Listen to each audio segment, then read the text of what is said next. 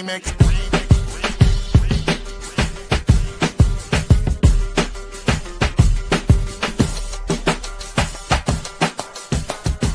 Remix. Remix. Remix.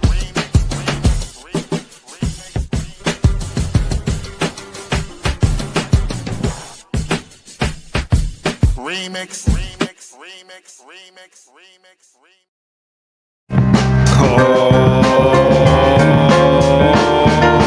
yeah. Welcome out to the Remix Morning Show. Let me adjust my mic so y'all can know. This is Black Liberation Media. I go by the name of the Ear Doctor, and yes, it's time to bring you that boom bap preference. Now, I can't do this by myself, so tell all your people to come on through and check out what we do right here. And let me bring up the one and only Kamal K. Franklin. What's up, fam? Oh, it's you and me today? Tuesday's just me and you. Let's go. Well, I put the call out email for, Little Kim and Ra. Little Kim. Yeah. Even Ra, she says she would like to do it on a regular, but her schedule, So. Oh, who's that? Wait, who's that? That's the other sister that was with us? Yeah, we can't even remember her name. Ain't that crazy? I mean, she did 2 shows. She got to do more shows. Some more shows. Takes me like 12 shows before I remember anybody. I didn't know Jared's name for like 15 years. I was like, who's this dude? I know, right? So I know you get. I'm surprised to even see you on time. I know you're getting everything together for this weekend. So yeah, man, it's finally dawned. It's finally here, and I'm it's one of those things like you're happy. You've done everything that you can to make it happen. We're referring to the National Black Radical Conference that's coming up in Indianapolis this weekend. We have had over 500 people register to be there. Of course, that means everybody ain't gonna show, but over 500 people. And we put out warnings for you out-of-towners who have not registered, but think that you're gonna show up and get in. Please don't do that. Because we don't want overflow situations. A reason for them to shut the thing down. Yeah. So we got to make sure. Well, yeah. So we just got to make sure that we're going to be telecasting the plenary sessions here on Black Liberation Media by no other than the Ear Doctors could be taking the technical control of that. Yeah. So but I'm looking forward to it. Going to obviously these are one of these things you see people you haven't seen for a while. All the good, bad, and ugly people that you were like, okay. Hey, what's up? Blah, blah, blah. Yo, dude. And you're like, okay. And usually it's a conference as long as everybody shows up, the speakers show up and the guests show up and everything else. So hopefully, it'll be good. And I think it will be. I think people will get something out of it.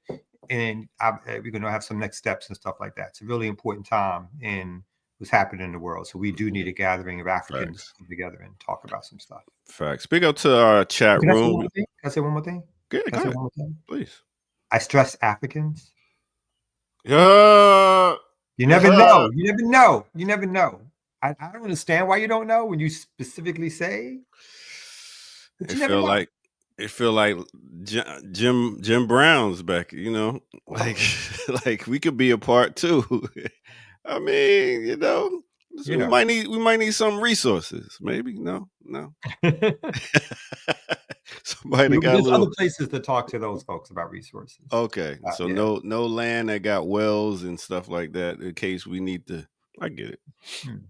We got to handle our stuff. Big up to the chat room. Big up. I see Ricky Ryan in the building. I see Amber is in the building. Holla. I see Leia. A bunch of people. I don't know if Kim is coming today. I text her, so it might be you, or I might send out the back. Well, Ricky's in the chat. Can Ricky jump on? Come out over here saying, I can Goddess Crew. Oh, we should bring Goddess Crew on. I told Goddess Crew. I was like, yo, you need to come on. She ain't about People that don't life. listen to me. She ain't about that life. She knows she got to deal with me. Oh. It ain't easy. I told her not to beat you up when she sees you. Oh, word? Yeah, please don't attack him. Nah, don't do that. Don't do that. I love women. I don't put my hands on them unless they want me.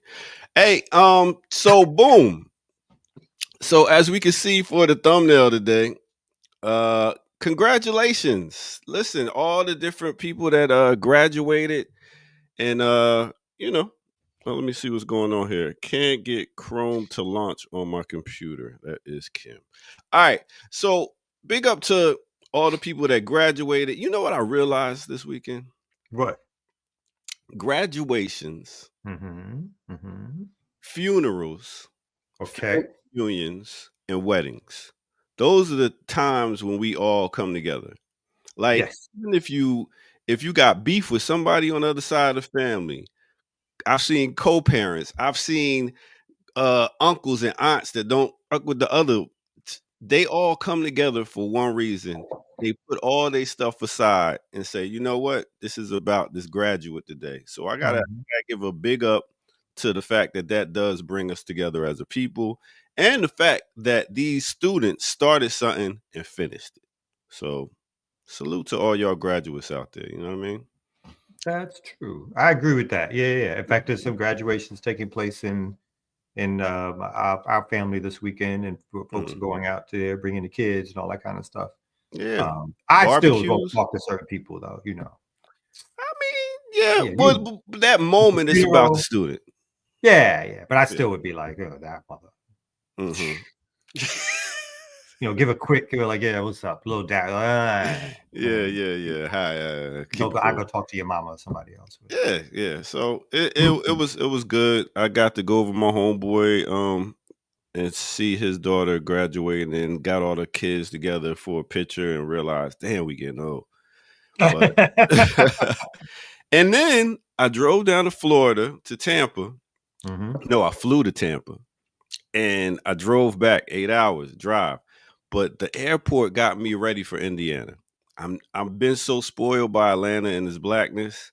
When I got down to Tampa, I really realized there's a lot of white people out here. We are outnumbered. We are outnumbered. But it got me in the mind state like, yo, I'm going to Indiana, yo. Like it's different. So, ooh, yeah.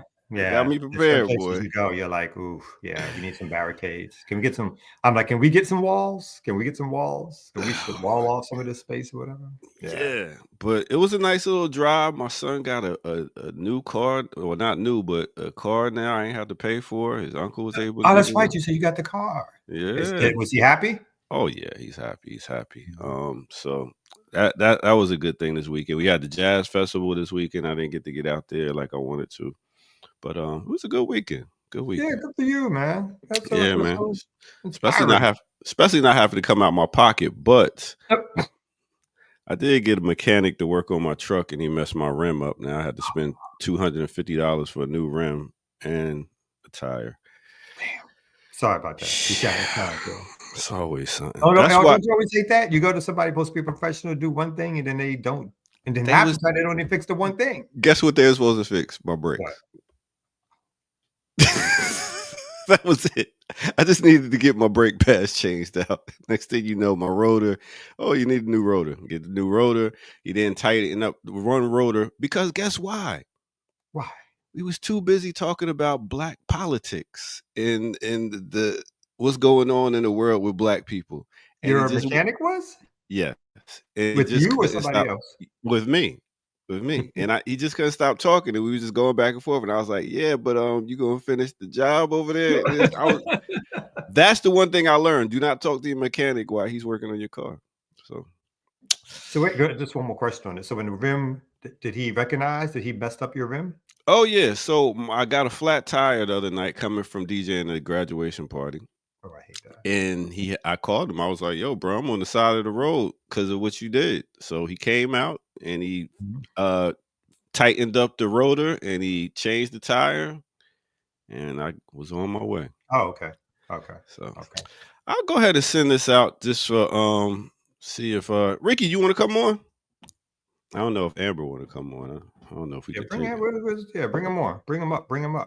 All right, I'll You send know the what I'm bat saying? signal out. You know, I don't like to do this by myself. I will if I have to. Wait. You act like I ain't here, bro. I mean, Well, you know what I mean. If you stay with me and do it together, then yes. But you know, if you just leave and go do your my break, little, back. yeah. Okay, it's not coming out right. It's early. Yes, it's really. All right, but anything else going on? That's it. Nah. I'm Okay. good. Yeah, Okay, let's you do the good. break and let me get my stories together. All right, I just sent the Talk to the bat bat. signal out. Hopefully, they'll get their hair and stuff together, put on a do rag or take it off, whatever it is, their bonnets, and make their way on through. They don't do that. Am I wrong here? I mean, Well, yeah, and I want them to. I don't want them to do like what Kim. I don't want them to show up in a bathrobe.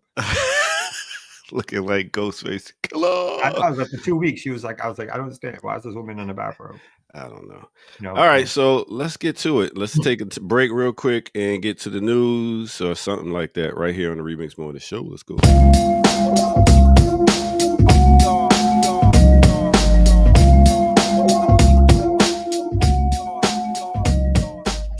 Mona Lisa, will it come out to play? Yay. Big up to the Fugees, big up to Jersey. You know how we do. All right, so let's talk about it. Whether you are or whether you're not, you need to be hitting that like button and subscribe if you're new to the channel. Go to patreon.com, become a member over there, get footage that's rare. And what you can do is you can go to the bottom of the screen if you haven't seen. It says blkliberationmedia.org. Yes, you can go right there and you can donate. And you can go cop some fresh gear and your Remix Morning mug. Oh, that's nice right there. Boy, oh boy. You need to get one. All right, let's talk about the weather. So, let's start in the ATL. We got a high today of 75 degrees. This weather is crazy. It's 91 day, and now it's 75. You go swimming one day, ready to go swimming the next day, forget about it. You're going to get sick. Let's take it to DC. DC got a high of 68 degrees. Next, let's go to the Chi, Chicago, high of 58 degrees. Houston, 89. Nice and warm over there. Compton, 74 degrees. And Nassau, Bahamas, as you can see on the shirt right here, they got a high of 87 degrees. And let's take it to Ghana. We talk about Accra. They have a high of 86 degrees. It's all right over this. It's warm, but it's not hot. But I tell you what is hot. This brother right here. Let me bring him up on the screen. He goes by the name of Emmanuel Kiyonga. He is from Uganda, and he is a scientist who has developed a drug that cures breast cancer. We got to keep this guy safe, because when we're talking about the medical industry, that would be a big blow in their pocket if this brother, gets his medicine out to the world. So big up to that brother. Big up to people that's out here trying to make things better. That's all I had to say. Anyway, let's get back to it right here on the Remix Morning Show. Let's go. Put the to your skin, your realities. You maintain that put that nigga on pain. You used to this. So you want with old Eddie Kane. Ain't nothing wrong, snap your head to the song, to the song, to the song, to the song, to the song. All right. That's one of my favorite beats. Oh, yeah. Mona Lisa. So that would be wild, though, right? With cancer, the chemotherapy, the medicine, the pills, all the money that the medical industry is making. For him to come up with that, keep that brother Wait safe. a minute, I missed the story. What did he come up with? A cure for breast cancer. Through? What you mean through? Through what? How? What was the cure? Is it a pill? What is he saying? I had to use the bathroom. Okay, my bad. So let me read a little bit. A passionate pharmaceutical scientist, medical researcher, has developed a novel drug formulation aimed at treating breast cancer. So I would assume it's some type of drug. I could read some more, but But No. but y'all go do the research. I just lead y'all to water. Y'all got to drink. You know what I'm saying? Maybe the water might cure cancer. You never know. Maybe you never know. Tuberculosis, So, you know, cancer, AIDS, syphilis. yeah, All that. you've been led. So You know what I'm there saying? you Could go. be all Right. that. I would like to, if Um, Leia Boggs wasn't working, I would love for her to come up in here. But Why since we Leia? don't have Leia Boggs, we do have Amber. Oh boy! Oh my God! Don't do that. Amber. Don't do that. What do you mean don't do that? I'm just preparing. That's all. It's so funny. Y'all Amber, better be how glad are I you came this morning? home. I'm not used Wait a to minute. talking Don't. before 9 Let's a.m. start in positivity, everybody. Amber, how are you doing today? Shut up. First of all, I Whoa. said See, now I got a control over here.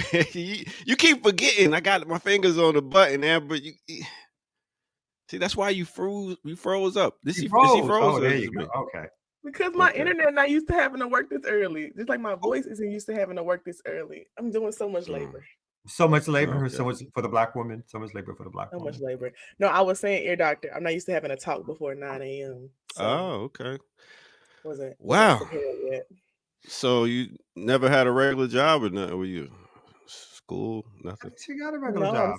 I'm saying right now, currently in my current life, I Oh, usually you like to currently. be up. Like I'm awake at 5:30, but I don't talk to anybody. I just Okay. be in my house. Well, welcome to the Remix Morning Show, Amber. Hi, Thank you. Amber. I come here all the time. Hey, Kamal. So you ready Kamal, for this don't forget weekend? my T-shirt. I got you. I told you I'm bringing your T-shirt with me. I'm bringing Okay. it. I'm Everybody, so you glad ready? you said that part, huh? You ready for this weekend, Amber? Yeah, I'm lit. I'm hyped. I She told gonna my be on the friend. panel? no, she's not going to be on the No, panel this time. No, she ain't got nothing to talk She about. was Go ahead. last time. I have a She lot to talk moderated. about. Kamal's just a fucking hater. What? No, How we wait. jump to that? Like, we got all these partners, and so I can't just make all the decisions. I said it's okay. I know y'all don't like being outshined by me. It's hard for men to take it. No, so- that was the reason. Yeah. I didn't want that to happen. Yeah. I mean, I'm sure Amber has ideas of how to, organize. Amber's a Right. good organizer. She's out Yeah. there organizing. She's a good organizer. I never will take that away. She's a Mhm. great Okay. organizer. Organizer. She's I fantastic. appreciate Yeah. I give it to her. Now, over talking people while you having a Well, that's that's a different thing. that's another thing. That's another thing. It happened. we need to do what I do at the Black Man Lab. When people talk too long, I do the and then the crowd claps, and then the next person goes. Oh damn! That's That's how- the thing. So you speed it up more people. Oh no, because people don't respect time. And the thing is, your ego, we crush all that with time. So we'd be like, listen, you had your time to talk. Thank you. In a But this minute. ain't all about you. And we move to the next person. Well, that is one of my things about the plenaries for the thing is that when you have 4 or 5 speakers and people Mhm. are loquacious, Loquacious. that they will be Which is why you needed me as a moderator, but it's cool. Oh, I'm actually not available anymore. So you're not available anymore, but you're going to be there in person. I know me and all of my other movement friends are going to be there, and I'll be in the streets. I'll be Oh, at the so conference. wait a minute. So you're going to come to the conference and not even be at the conference, you're saying? I'll be in at the conference, and then But I'll as be soon in the as- streets. Okay, true that. We true have that. a very strict schedule. I have already mapped out the plenaries I'll be going to, and then all the other things I'll be going to. Okay, and other than that, you're going to be in the streets. Very much in the streets. I love it. I love it. Mm-hmm. Don't start no trouble in the streets of Indianapolis. I'm Although not- there I'm will not be. like No, you know I'm what? not I take that back. party. I take that back. Take it back. This is the time to start trouble because you're gonna have 500 people rolling, waiting Yeah. to do some shit. We That mob would deep, be, baby. That would be fantastic, actually. It's gonna be lit. I know that will be fantastic. If something happens and then all of a sudden all of us are rolling together to be like, what the fuck? Yo, fuck that from the We wasn't stage. prepared. Conference over. It's happening on 9th and whatever. Let's get the fuck there. Yo, that'll be hot. Oh my goodness. It's Yes. not like you're saying it on a live broadcast or anything. What is that would be noise? hot. That's you, B. You're something's going on with you over there. You're all like pixelated and Oh, all that kind word. of- yeah. What? Now you tell me? Well, I mean, nobody. I was gonna tell you. I don't think that I was cutting you off, your doctor. I think there was like a slight delay, like in my. Okay. you Well, have- what? I'll get off screen and reboot. Yeah, let me do that. Yeah, why don't you do that? Mhm. And oh, I can still hear it though. You can hear him? Oof, it's all crunchy. It's like I crunchy. don't hear game. it. How Oh, do you you don't? hear it? Oh, good. Maybe it's just me. You Well, got let's take parents Amber here. off. Let's take Amber off. It was Amber. It was Amber who's Yes. crunchy granola. You're just Yeah, yeah. pixelated. Yeah, that's Yep, Amber's. it's you, Amber. You're crunchy. You're yeah. Get your I shit mean, together, I have a Amber. mic. What more do y'all want from me? Oh, No, not it's to get static. yeah, pretty much. So what you want to do is you want to go ahead and reboot and jiggle you the gonna wire slap them? around. Yeah, let's try to do that. Go ahead and do Slap that, the Amber. See what you can do. map. We're not gonna slap the map yet. You know why? Why? Because we got KB coming through in a second. Oh, my bad. We might I as well saw just. her come down, but she stepped away, so I figured Yeah. it'd be like another hour before she came back. Remember that one Right, time right. when she came on and then she had her screen on at the bottom and never came back? It's just like And it I was like put the 2 screen. hours of the anticipation of like she was going to come back in that seat and be a part of the show, and then it was like okay, I guess she forgot to turn that shit off. Oh my goodness. Amber, Oh, somebody yeah, said you should take your phone away from your auto device as a suggestion. there it is. That was it. Uh, That I was it. didn't do anything. It's still gonna We just stand. told you. You I took your didn't phone do away. it. I didn't. My Yeah. phone is right here. I did not do anything, actually. I just sat here and waited for y'all to figure it out because I think that men like to bully people and tell them something's wrong when there's actually Here we nothing go wrong. with this And I just men let you versus figure women. out that nothing happened. Why do we do this? This is part of the organization organizing we need to talk about this week, and this whole men versus women thing. Like, how We're are not we gonna talking come about together as a people when I'm we not talking. always doing that? I'm not talking about that. It's one of those conversations I'm tired of. So I'm not. I just wanted to say, Kamal, I'm so Yeah. glad you said that part about people not just showing up because they didn't register. Because some of these motherfuckers from out of town was like, yeah, we couldn't register. We're all just gonna come. I said, I wouldn't do that if I were you. No. Then I texted him in our group chat. I said, just want to reiterate, I told you not to show up if you did not register. And then she was like, yeah, that's why I'm finna send this email. I said, the email don't matter, baby. The email don't matter. We're not letting you in. I'll tell you who we somebody- gonna let in. Burn it down, Kim Brown. No, she said no. Too bad. I know. That's how you do me. You do She's me like, I'm not still terrible. not. She's like, got to put the earrings in. Oh my! I know. goodness. That's why I normally. So I had to learn my lesson. I started cutting my camera off when I would enter the studio, so Ear Doctor couldn't do shit like this. and I forgot to cut my camera off. And what happened? Ear Doctor did shit like this. Good Kim. morning. Good morning. How's y'all feeling? Good. I'm I'm good. How glad are you're you, here. Kim? I missed you so much. Do you miss me, Amber? I am a fan. Let me tell you how much I I'm a fan. admire the millennials amongst you because goddamn, you be giving these men the blues and I'd be rooting for it. I'd be like, yes, It's so much fun. I know. It's so much fun. I love to see you do it. It's great. Thank you. Hmm. My latest shenanigan is having this dude that I friend zone watch my dog for me for free. I know that's right, girl. I think that he thinks eventually he's gonna get in there. Hey, keep them hoping. Keep hope alive. Let them know. Got to. One day.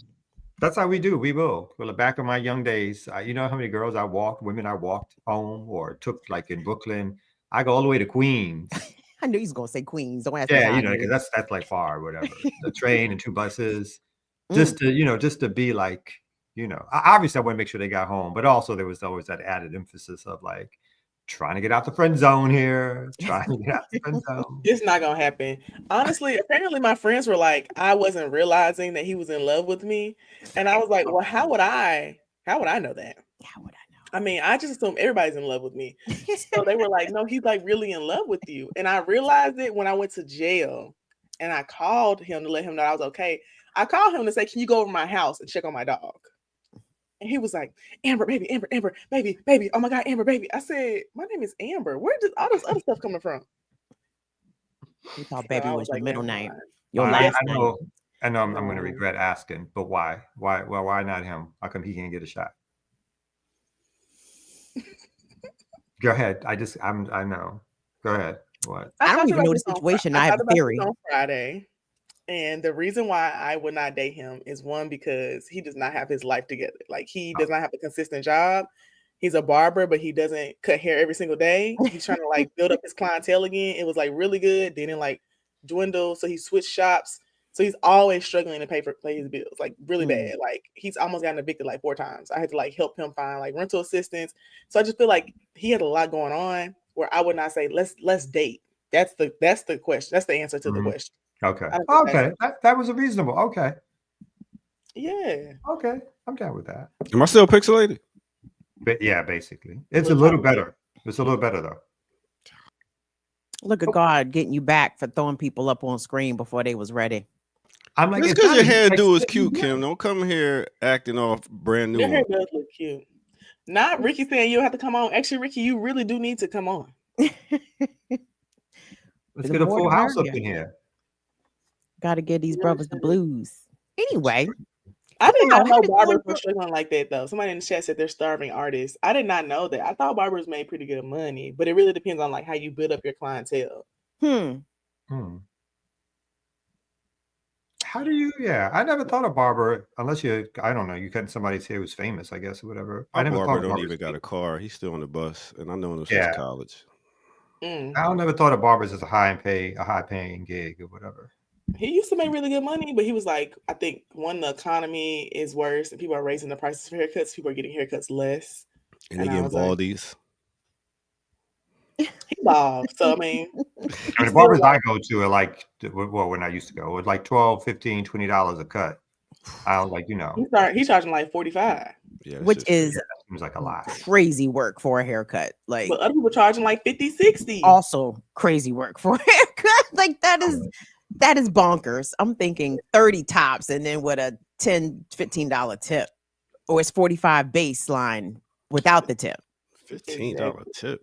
But if you only are cutting like 2 or 3 Kind of people a day, barbershop y'all go to. that's nothing. Y'all wilding. Is that a bad tip, Ear Doctor? I don't know. He's like, No, it's too much. Too He's- much. Really? Shit. I think my style is like $10. That's way above. Well, that's way above. Like I mean, it's a great tip. It's way above like 20% or whatever. Yeah, that's what I'm My saying. style The is like percentage. It's almost like a $10, 40 to just cut my hair. 35% tip. Like, she didn't even Wow. like style it. She just gave me a cut and like deep conditioned it, and I tipped her like $10, $15. Wow, y'all are geez. When I was doing color and all that shit, like my bill would be like $225, and I would tip her like $75. 70, What? Damn, that is a great Nah, I tip. ain't tipping I'm that not much. mad at you tipping, but that is a way above what people. It's a service. I though. do I mean, tip well though. it's 20%. Like, why wouldn't you tip? That's more than 20%? 20%. On- You're basically- on you're like 40, 225? You're doubling a 20% tip. On $225? That's about $40 you should be giving them. You're Okay. doubling that basically. Well, 50 That's is why I- right. Okay, let's say 50 then. Let me That's not good, though. I'm not spice mad at myself you. up. That's why Yeah, I I pick think women it- that go all I think it- natural. You pay for but- women to go. But women, who I have said I natural pick hair, women that go all natural. but they go to the About that. salon too, Ear Doctor. Don't- They do. So, I've had an I- afro for almost 13 years, and I definitely go to the salon. But I just started going back like regularly like 2 months ago. Before that, I probably hadn't gone for like 5 or 6 years. 'Cause I do my own hair mostly. I just went to get my hair. Like, I like how they wash my hair. The way she be like scrubbing my scalp, it's like therapy. It feels so good. All right, so we did our meet and greet. Y'all ready to get to some news or something? Just wanted to shout out. Can we shout out to the beauty schools, to the beauty colleges? When I was in St. Louis and I was still on that creamy crack, I would go to the beauty school to get my hair washed and blow dried and flat ironed and whatever. What was the on that hell. big one? Now, Kim, I got a question. What's You would go up? to a beauty school, but would you go to like the dental schools where they're like learning dental stuff? No. So no, I never went, and I'm not opposed to it, I guess. But a lot of dentists, including my local dentist, they understand that most people do not have dental insurance. So they charge, I want to say $69.99 or $79.99 for a cleaning, x-rays, and something else. So I don't have dental insurance at present, but I will go drop that $70 to get my teeth cleaned and x-rayed. Yeah, I'm trying to convince somebody right now not to go to a dental school to get. They chipped their tooth, And they're like, well, Oh. somebody told me to go to the dental school and they could fix it. I said, now I would go to a beauty school. I would not go to the dental school. I don't know about that one. I said, you might end up worse off. If they're learning, the last thing I would go for is an implant. I would get my teeth cleaned at a dental school, but I wouldn't go for an implant. I know that's right. I don't.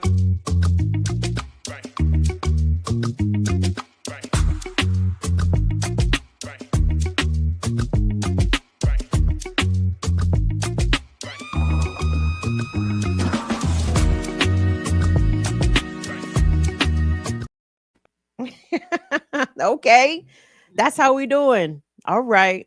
Good morning, everybody. Welcome to the Remix Morning Show. It is 8:33 on this Tuesday, May the 27th. We've got the ear doctor in the cut, rushing everybody along. We've got Kamal K. Franklin. We've got Amber the Stallion joining us on screen on a Tuesday. Big up. Oh, and I'm Kim Brown, late as hell, but it's all great. So thank you all so much for joining us. News time, guys. I Ear got some doctor news has- stories. Psh, whoopsh. I know. Wait, I got real some- quick, I got Kamal, I some- want to ask you a quick question Mhm. before we got into news. How did you enjoy your visit to Baltimore? Oh, it was fantastic. It was great to see you. It was great to see other people. It was great to see BAT folks. Batman. What did you go to Baltimore for?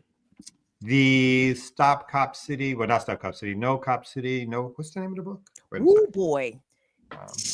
Oh, the book that we had wrote a chapter for Thank that you. never made it. I got That you. one, yes. No Cop City, No Cop World is the book that I was in Baltimore promoting, telling people to buy. I got to see some other friends in Baltimore that I didn't know were there, so that was cool too. I'm glad he came to be with you, Ricky. I just want to say that he made the right decision to come hang out with you. Yeah, Ricky is fantastic. Ricky is fantastic. She was great in terms of both moderating and little Paul Mooney, both moderating at times, answering questions, giving the layout of what's happening in Baltimore as it has to do with Cop City and policing. Did I do a panel? She was on the panel in conversation with, and Ricky's a great giver of information, great analysis.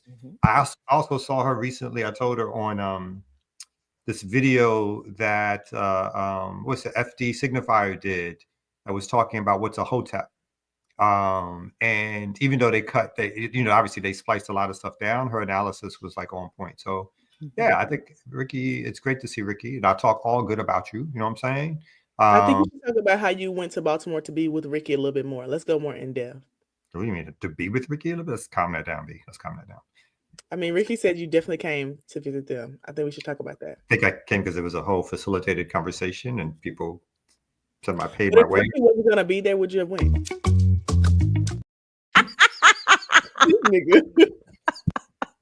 Nigga. Yes, I would have went. Red Emma's was cool, so it was great to go to Red Emma's. A good turnout. I hope folks go buy the book only if it seems to serve a purpose for folks to help folks with some organizing, like things that we. I'm not in the book, so I don't think y'all need to even go there. Oh damn.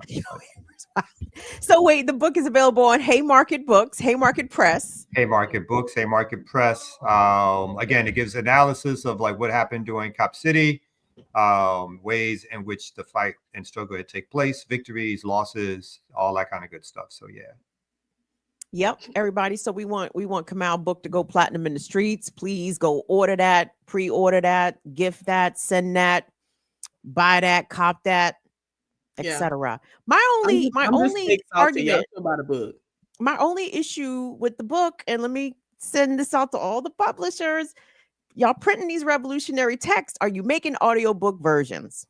We need like accessibility is revolutionary. I would like to know.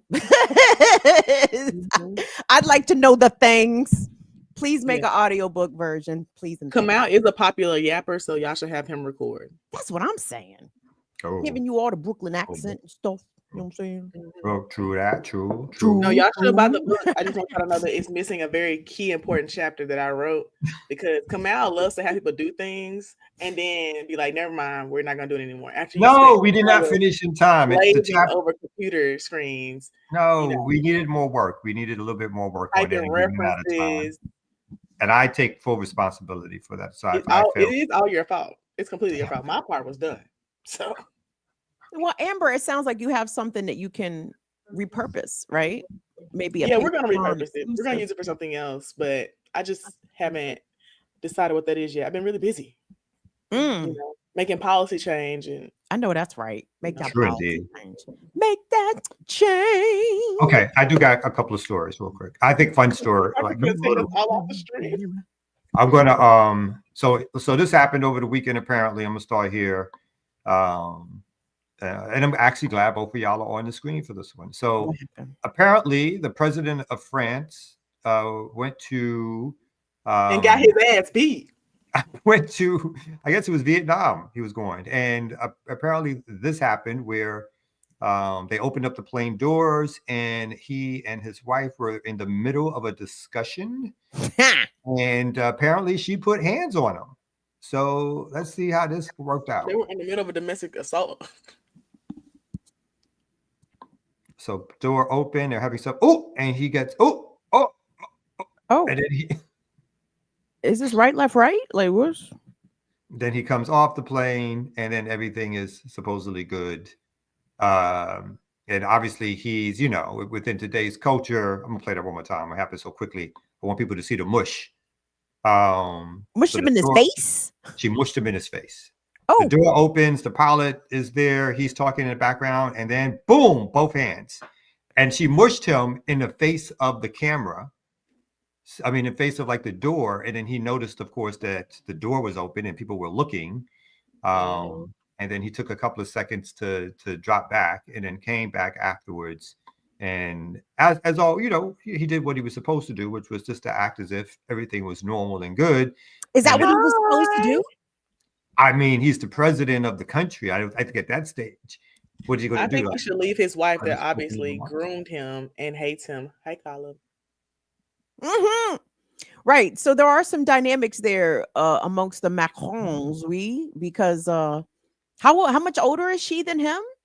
I don't know the year difference, but someone said they started dating when he was 16. Now, I do know in French culture, they do be dating really young, but she's like in her 50s. So I think she's If he was older than that. Like, because I think she Really? was his teacher. Did chat? I know y'all know the Somebody just said his wife was his professor or something. yeah, it's even Right. worse. So there, And they there's say a, she's almost twice as old as 30. Somebody said it's like a 30-year 30 years. difference. yeah, it's a big age. How old is Macron? He's got to be 50s. So He's not she that might old. be 70s. Oh, wow. Okay. 80s. Okay. I What the I mean, baby didn't have say? any of He that said- information. What he say? I mean, Huh? not that Trump's opinion matters not, but he would compliment this lady on how good a shape she was in. I mean, that's Trump being gross. I mean, to be clear, like domestic is not cool. I don't know if it's, what the dynamics are, what the gender dynamics, it doesn't matter. It doesn't matter who's putting hands on who. Nobody should be putting hands on anybody. I would imagine that President Macron has probably endured this, and I don't know if he gives it back. I mean, that was just a little snippet, but I cannot see a reason why I would need to double hand mush my partner in the face Right. for what reason? He's 47 years old, Okay. and the wife is 72. 72. I also just want to say that she looks so freaking old, and he looks so young, but he looked older in that video, and she probably stressing him out. You said she's stressing him out. Ooh, she probably be beating his ass in the back, allegedly. But it's very much given she be whooping him. And I also have noticed, like, those smaller women, they do be violent like that. They be like, I need you to know, just because I'm little, I can still whoop you if I need to. She probably found a text of him talking to the president of Mexico. Oh, It was something, you know what I'm saying? It was so like, what? That's not Is no the baby out diplomatic for school? language. Like, they ain't got no more school. I'm just saying. gang, I don't want to trivialize it because really it could be. Oh, you don't want to? Okay, my bad. I was don't trying. because was it's trying. not funny because at the same time, I mean, not to Oh, say that stop, this is stop. the Wait, wait, wait, wait, situation. wait. Honey, I think he in danger. That's what I'm It could be saying. both Like, at the same time. You in danger, girl. In this particular case, you don't Wait, think that you think he was in real danger? He wasn't in any real danger. I not mean, in it's danger, embarrassing. but what I'm saying is there are men who are in situations similar, perhaps, where their female partner, their woman partner is like, again, I don't see why would you touch my face? Like, there's no reason. Like, oh, you want to shake the shit out my shoulders or, put my face? Why are you touching me in the face? Like, there's no, like, that's a violation, period. And I it don't was like care. it was like both her hands. Like she was trying to hurt him. And I just think that that's a sign. Emmanuel needs to leave her. Save yourself, brother. But he's not. No, there's president. I mean, there's presidential reasons and or public profile reasons where, again, his attempt is to sweep this under the rug and just make it like it's not a big deal. They were joking around. They memeing him on TikTok. Yeah, the video clearly didn't look like that was a humorous push in the face. That was, part of a joke or whatever at the time, because he looked shocked when the door was open and he got kind of like embarrassed, I guess, by the fact. Okay, well, I do agree that he might be cheating, allegedly. She's very old. Again, the reason is inconsequential. Don't put your hands in my face, period. Like, I agree with that, though. But I'm not saying that I think you're right. Yes. I just think that he might be cheating. But I'm not saying that's why she got. Yeah. But I do think you're right. Ultimately, the answer is never like that would, I think any human being, he had a great reaction if you're going to give somebody credit for not like whatever. But I think there is a moment there of like freak, like if someone puts your hands on you that you don't know what your reaction is. So, so let me ask y'all this: have y'all ever experienced or witnessed or seen or know of situations of a hetero couple where the woman is the physical aggressor, where the woman could be absolutely classified as abusive, where the man could absolutely be determined to be an abuse survivor? Because I know a few dudes who were literally getting their hands put on them by their girlfriends, by their wives. They did not ever want to call the police, or if they did call the police, well, it was both of y'all. It was mutual combat, this, that, and the third, when the woman was the antagonist, right? Like she's the one who provoked the incident physically, but it was he who got threatened to be taken off to jail. Like, and women do kill men, though it does not happen at the rates in which men kill women in intimate partner, violence relationships, but it happens, It does. I know of relationships where I feel like where it's the mutuality of like arguments escalate, and where the dude at first maybe felt restrained, at least as they told the story, and the aggressor in this case was the woman.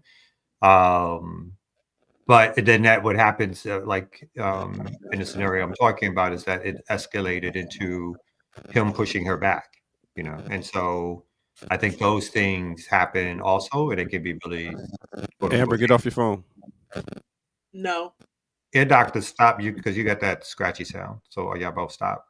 Okay, so yeah, that's what I know about it. Some of us are looking for news, ear doctor. We're hearing the static. That's all. And you had said you had another story, Kamara.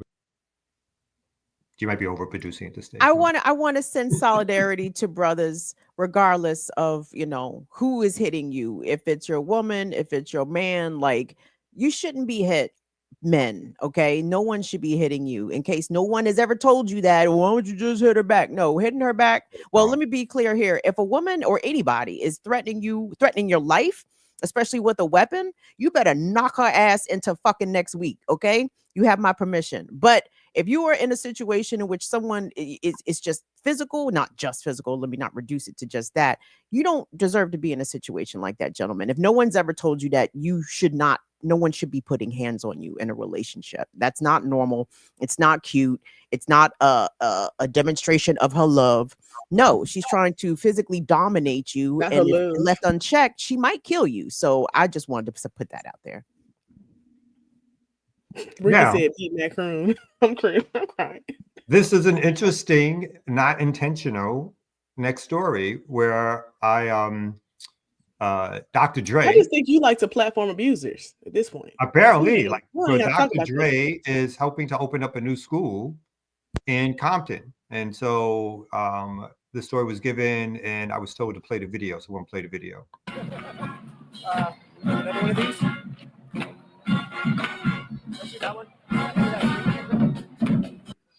This is great. A major milestone for the city of Compton. Compton High School unveiling its brand new $200 million campus. This morning's ribbon cutting ceremony featured Compton native Dr. Dre, who donated $10 million to help fund the state-of-the-art Performing Arts Center that now bears his name. It's a Wow. certain kind of grit that gets cultivated navigating these streets, and that grit carried me farther than I could ever imagine. But I'm also excited to see the kind of talent that emerges when grit is paired with a first-rate education. So, dream big, I did. Love it. The new campus includes an He Olympic-sized did pool, dream big. massive He dreamed of gym, and beating women. cutting-edge classrooms. By the way, the old Compton High campus was nearly 120 years old. Wow. All right, there you go. Now you can say it. Hmm. So how do y'all feel about that? Your man Dr. Dre, I feel like your baby commentary in the back is distracting me, but also he did dream big. He dreamed of beating the shit out of women, and he did it. So we should stop talking about him. It's amazing to me, though. You know, I mean, when do we think that men stop beating women, right? Like, if he was beating women when he was young, which we know, right? Not a lie, not a speculation. Michelle D. Barnes, his wife, alleges that she suffered physical abuse at his hand. Like, when do we think they stop? Like, because he dropped 10 million on a new high school, because he's trying to, you know, sports wash his image. By the way, Dr. Dre is an acclaimed archer. He wants to compete in the Summer Olympics in Los Angeles in 2028 under archery. Anyway, that's just a little nougat. But I'm like, do we think he's not beating women anymore, or we just don't care because he's got $1 billion? I think he's also trying to not go the Puffy route or the P. Diddy route. So whatever good deeds that he thinks he can do to continually rehabilitate his image, I think that's also part of like what some of these celebrity strategies are when they have this much stuff in the background. And again, I think he has survived, again, to the detriment of how we treat these celebrities. He has survived public acknowledgement of the continual, like you said, beating and harming of women. But yet, Well, how did he survive that? He's survived it because of his riches. He's been Kim able got the answer. Go ahead, Kim. Because he was beating black women. That's how. Yeah. It depends on who you're beating. It depends on who your victim is. That all calculates into how much or little you get held accountable. But don't let it be a white woman or a white passing woman like Cassie. It's over. Well, that even took, how long did that take for that to, I mean, P. Diddy was doing that for decades, right? So, I mean, R. Kelly for decades. I mean, we actually literally saw a video of him with an underage girl, like abusing her. And still, he was not sort of brought out. Yes. Yeah. Okay. And still, he was not sort of, he was not like, you know, like put out of the culture or out of the community. So I think it takes decades, if it happens at all. If it happens at all. Yeah, for someone, I agree with you, if they're abusing a black woman, to face any real consequences in terms of what either the public reaction or our overt ability as a larger community to push somebody out. And I think the conflicting forces of here you have this, you have Compton, the city of Compton, you have high school administrators who are there supposed to be protecting our kids, not only accepting those resources, or that being the resource, some of the only resources they thought they could get, but naming it after him. I'm just so confused on if it's a public high school, then why didn't the city or the state of California pay for it? And if he gonna donate 10 million, you might as well donate the whole 200 million, because you got it. 10 million really ain't shit. I mean, honestly, I need 100 million or more to name the building after you. So But I I may also ask you think this guys. leads to a great study about how male abusers who abuse Black women continue to be platformed, like Chris Brown. Not the list is long, very long.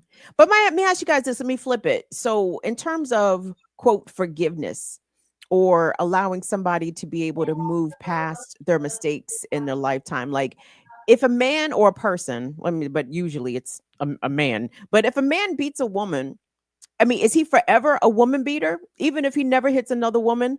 I raised this on my show about Ray Rice, the former Baltimore Raven, who was infamously caught on camera knocking his fiance unconscious in an Atlantic City elevator.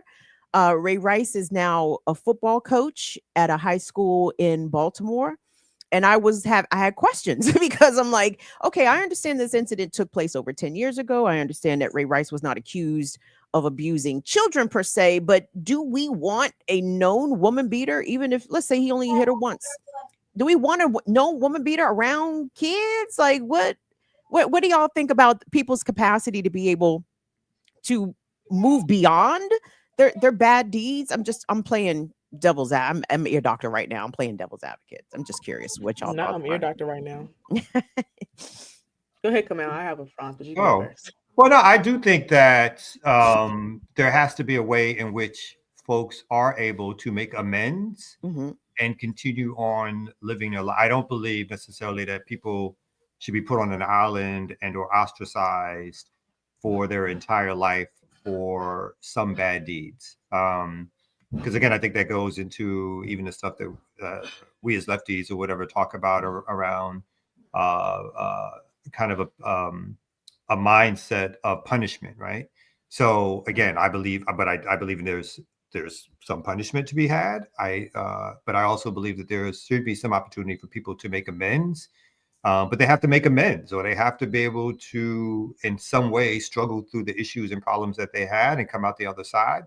But I do believe that people have a right to rehabilitate / or whatever that means, or to change paths and to not necessarily always be remembered for or be stopped from participating in everyday life, because then you've done, like, what have you accomplished through that also? Like, again, you might want to show that, again, there's consequences for actions, but if there's not a pathway back to being a part of quote unquote society, then that person will continue to do harm to other people and themselves, right? So I definitely am a believer under certain steps or certain guidelines of people being able to say, I did that then, I was wrong to do that, I've made amends to that person, I've tried to make amends to society, and I no longer am either I'm no longer that person, or I don't react that way to things anymore. So I do think there has to be some ways in which people show themselves to be given a pathway back to being a part of society. Amber? Yeah, Kamal, you know what you're describing sounds so much like transformative justice. I don't know if you ever heard of that thing, but I think that people should feel some kind of accountability and always be held for their actions, but I don't think that doesn't mean they can't ever re-enter society. And transformative justice is a great way to do that. I think that when people are able to make amends to the person that they harmed and then follow the steps to repair that harm, then they can be able to re-enter society. But I don't feel like that happens a lot, and they don't do that much, especially for, crimes against Black women. So I feel like I honestly think that my issue with Chris Brown and R. Kelly and other folks is that there was never any attempt to repair the harm that they caused. They were like, I'm a major celebrity, I'm gonna just shut up for a little while and people will forget about it. And then acts like, he doesn't understand why people are so mad at him about hitting Rihanna. Because you weren't only hitting Rihanna, you done hit a lot of motherfuckers. And you done hit people, men too. It's not just women. Like, so I think that's why I would never become a Chris Brown fan again or R. Kelly fan again, because there was no attempt to repair the harm. But people who have attempted that, a good faith effort, then okay, cool. But like Dr. Dre has not done that either, and donating $10 million to a school does nothing to repair the harm that he caused people that he beat. So I feel like unless we're gonna go through the actual steps of them actually taking accountability and healing things, then there's no reason to give them another chance. And I'm always so like, I'm not even perplexed anymore, but I'm always just so like taken aback and disgusted by people who continue to like platform Chris Brown, your R. Kelly's. I can't stop listening to R. Kelly. That's crazy. I love some R. Kelly songs, and I never listen to them ever again. I ain't touched an R. Kelly song in like 4 or 5 years. It's not that hard. I love some Chris Brown songs. I don't listen to any of them anymore. There was literally Chris Brown songs I used to work out to. I did dance cardio to. I have never done those workouts ever again. It's actually not that hard. But because people's morals and shit ain't set up right, y'all just be like, oh, that sucks. Oh, and then go back and listen to it again. I mean, if I take it out of the I'm so sorry. Oh no. Go ahead, Kamal, because I was just going to say that Chris Brown continues to sell out shows, sell out arenas, which blows my mind. But that's all I wanted to say. Go ahead. Oh, that was just if I take it out of the realm of. I was going to actually say if we take it out of the realm of politics, you know, again, part of the work of organizers is that we talk about like all the ills that impact our community and people's responses to those ills, which can be violent. There's violence in relationships. There's violence in terms of interactions in the streets. But we constantly talk about how part of our work is helping to support course corrections of those violence, but a lot of times through politics, or describing to people the circumstances that partially led at least to the violence itself. And again, you know, one of the heroes of our work is somebody who we deem to have made significant changes in their lives, Malcolm X, right? So, and you know, some things we probably don't talk about, like if Malcolm X was a street hustler, pimping women, selling weed, doing other things in the streets, that brother talked about that part of his life, and how he got cleaned up from that part of his life, whatever like that, right? And we accept that as a story of change.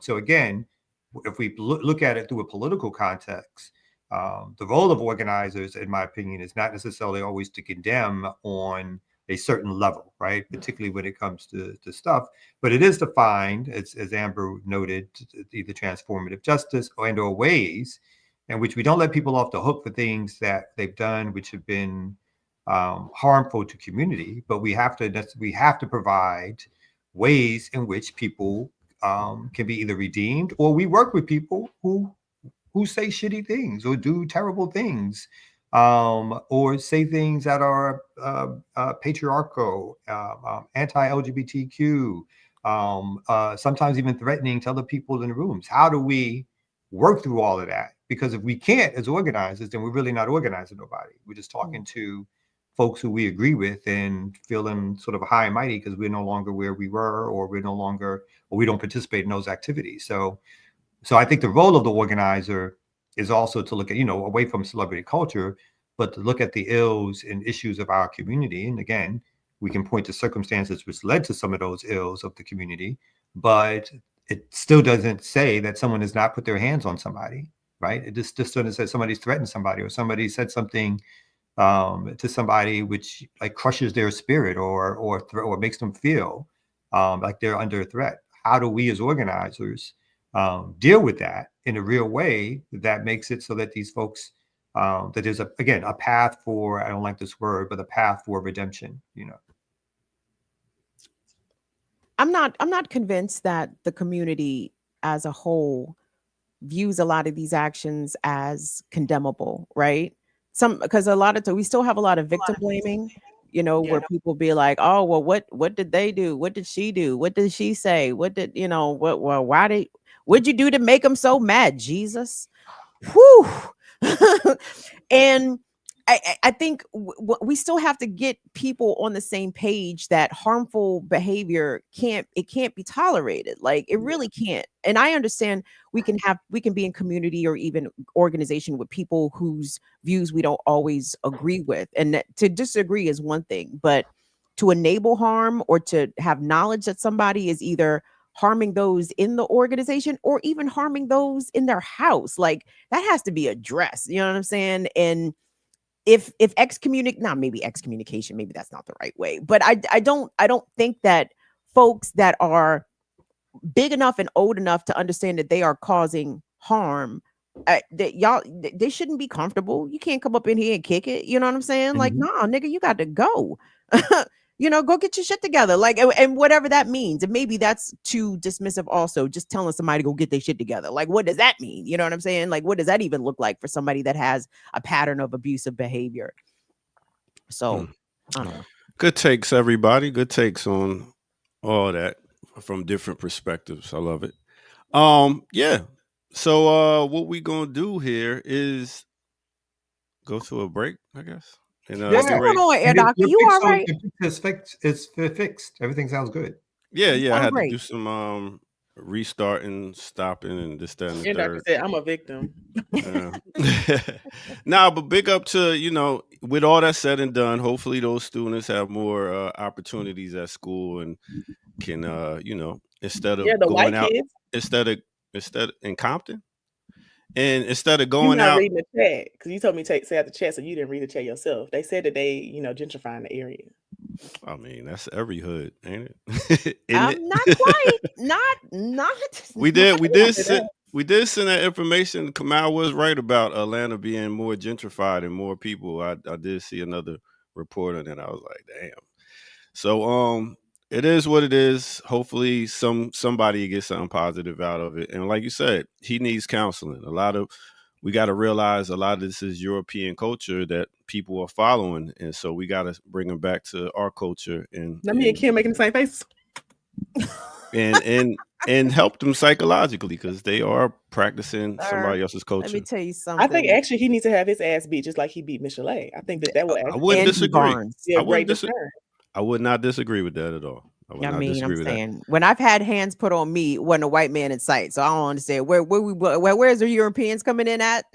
What? We cannot blame the white man for all the things. Okay, like We can blame the culture that we've been following since we've been over here.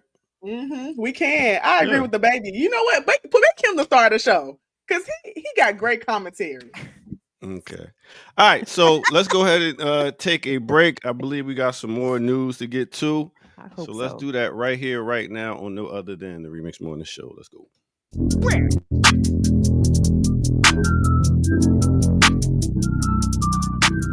It's time for a remix on the remix, y'all. Y'all ready? Sunshine has come. Let's get it. And there's no more rain in this house. There's no more Let's go. rain. Sunshine has come. Let it go. And I'm all right. And there's no more rain in this house. There's no hiding place when someone has hurt you. It's written on your face, and it reads: broken spirit, lost and confused, empty, scared, used and abused, a fool. Oh, ain't it funny that the way you feel shows on your face, all over your face, yeah. And the smile you used to wear seems a little bit out of place.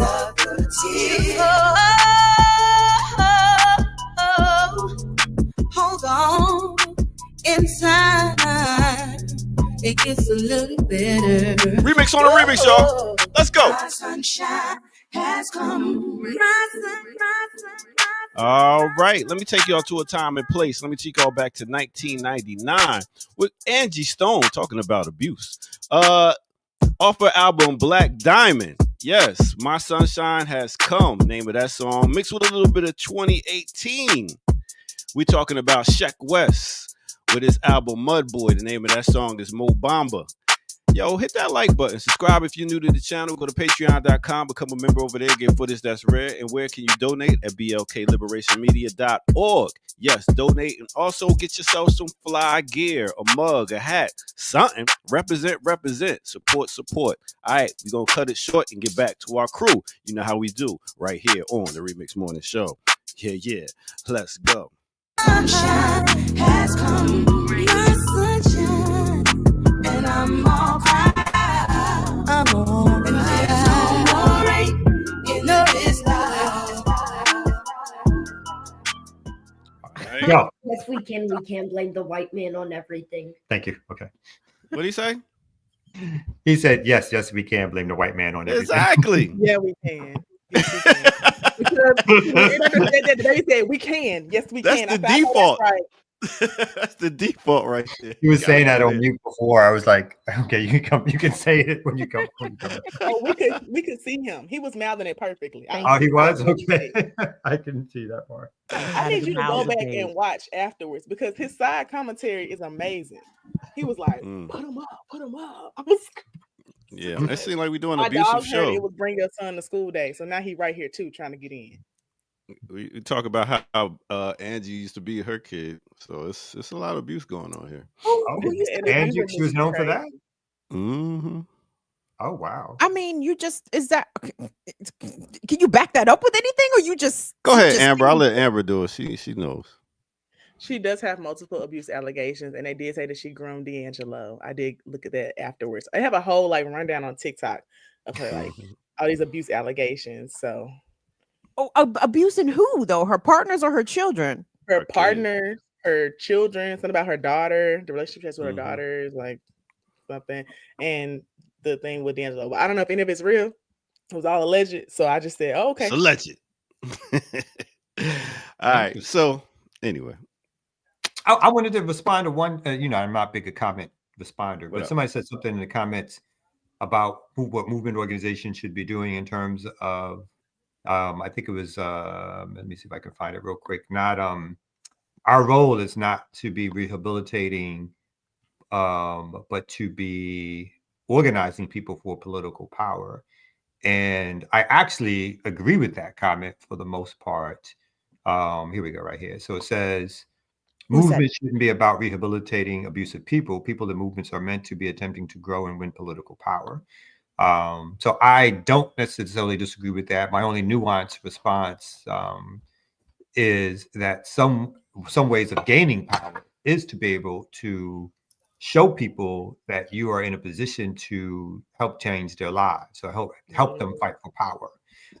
And some of the organizations in the Black community that have been the most successful have included some kinds of service projects or projects that aim towards transforming people's behavior from one thing to another so that they can fight for political power. So again, that was a staple of the nation. That was a staple in some ways of even the Panther Party. The UNIA did some of that. So some of those things are not mutually exclusive, but I completely agree with the comment on the idea that we are not built as organizations, particularly small grassroots organizations, to attempt to serve social service needs or people's individual needs in terms of someone is homeless and they have mental issues they're also experiencing. These organizations are not equipped most of them are not, to rehabilitate and do that kind of work. That's the work of social service agencies. What we should be doing, what I agree with, is fighting for political power, and in that way taking over political institutions, which then can do some of the work that we are talking about in terms of the helping to, quote unquote, I don't like the language, rehabilitating of doing the work of the community work of change, helping to help people change their lives. So. But what do you Also, do? I don't like the rehabilitative word either. I think that transformative justice and rehabilitation are two separate things, and that I would hope that organizations who are like movement orgs would have transformative justice practices in place, because I don't think that every person you just throw them away. I think that things can be, healed and harm can be resolved, but you have to work through that whole process, and it's long. Like when I was doing my transformative justice training stuff, it was like a 2-year training. And they talked about how other communities have been using TJ practices for decades. It's not like new. And they like showed us case studies of families who like the father had abused somebody in the like a child in the home. And so they removed him from the situation. But it took 2-3 years for him to come back. Like the whole entire community removed him. And he had to heal that harm that he caused. It's a very long process. It's not like simple, but I do think that it's worth doing, because at the end of the day, you have children and a wife. So you getting divorced from your wife, you can't never see your kids again. Like that's just not realistic. You have to be able to heal the harm that you've caused people in some way, just so that other person gets some kind of closure. And I think you're also right that people have to there are times where people need to be removed from organizations and political life and even society. Like, that's why I don't necessarily embrace being an abolitionist. I think I need some nuance sometimes around the term. Because I do think there are times for separation. There are times where you can try to work with folks, but they are not in a position or show themselves not to want to change at that particular moment. And then the question becomes, well, okay, we've tried this. We've tried to work on this. We've tried to make some moves. We've made some suggestions. You've gone through some trainings. The behavior hasn't changed. It's you're just basically disrupting. And at that stage, whether you're disrupting because it's a mental issue or whether you're the police or whatever it is, it really doesn't matter anymore because the work can't get done. And so then we have to be able to agree to move on and say, come back in a year or two when you find your path, but your path can't be here. Caleb, no eating on camera, man. I hear you smacking. Go ahead, Kim. Don't do the baby like that. Sure, I did it to you. Go ahead, Kim. And hear you smacking though. Damn. Yeah, I say stuff, but it'd be true. Go ahead, Kim. Also, man, I just want to say removing someone is not like the same thing as putting them in prison. I believe in removing people from organizations, situations. I don't believe in putting them in prison. I think that's two separate things. And Feminista Jones did a really good explanation of that when she talked about R. Kelly and him going to prison and how, like, what was an abolitionist response to that I'll send to you so you can watch it. It's very good. But I think that removing people is fine. I just think that putting them in prison isn't going to work. All right. So what is the response to that then? So for anybody, based on what you said, so what should happen to folks who do harm in community? Should they not be, whether we don't need to necessarily call it prison, but do we think people should be separated from larger society because their interactions with larger society have proven destructive? Yeah. I feel they should sit in front of a council of elders, and that's where we come up with our own. Well, this is my thoughts. That's where I feel like we should have them sit in front of a council of elders and let them deal with it instead of why just elders? Why not their entire community? Well, I was saying so that the movement can continue going. That person can, as like we say, go to jail, take them over there, let the elders deal with them, and then you continue the movement because the elders have wisdom, and we need to use them for that instead of just making sure they don't. I don't agree at all because elders excuse abuse all the time, actually. But the whole tenet of transformative justice is being community centered. So, like the example I use was actually on a reservation. It was like a tribal nation where the dad had committed some violence towards one of the children, and they removed him. But the people who decided what the harm, like what the resolve for the harm would be, was the community. The entire community came to a community center. They all sat in a circle and they talked about what happened, and the family talked with them about what they wanted to see happen. That is actual transformative justice. Only having elders there really isn't fair because he harmed children. So does his daughter and his son not get a say? I think it's important that everyone is able to add their input of what healing that harm looks like for them. Because when you remove the victim from the process, then how do you even know it's going to work? The concept of jungle justice is something I've been newly introduced to. And when it comes to people that perpetuate violence, especially against vulnerable folks like children and women and disabled, I think they need to be met with violence. I don't think there's no amount of counseling, no amount of sitting down and do you understand what you did wrong? Because, some people who are violent are deeply emotionally manipulative, right? They can play the game. They can put on the mask. Oh yeah, I understand. I'll never do it again. I understand the error of my way. They don't understand, or they do understand and they don't give a fuck, right? The only way they're going to care is if they get bopped upside the head. The only way they're going to care is if they are met with hands and feet. And I wish if, especially when it comes to instances of domestic violence and, child sex abuse, I wish that the community would intervene way before the police get involved, because usually sometimes the police will never get involved in those situations. And if they do, what we idealize as justice is likely not going to be the outcome. And I think especially with people who commit child sex abuse, these people are they're compulsive. Like there's no stopping that, right? There's no cure. There's no amount of counseling. There's nothing to be done about that except put them away and keep them away. But even those crimes are very difficult to prove. So I think it's incumbent on members of the community, especially in those kind of cases, to intercede and do something about that, meet that violence with violence, because that's the only way they'll understand. I actually talked about that, Kim, like a few episodes. I think either Friday or Friday before that.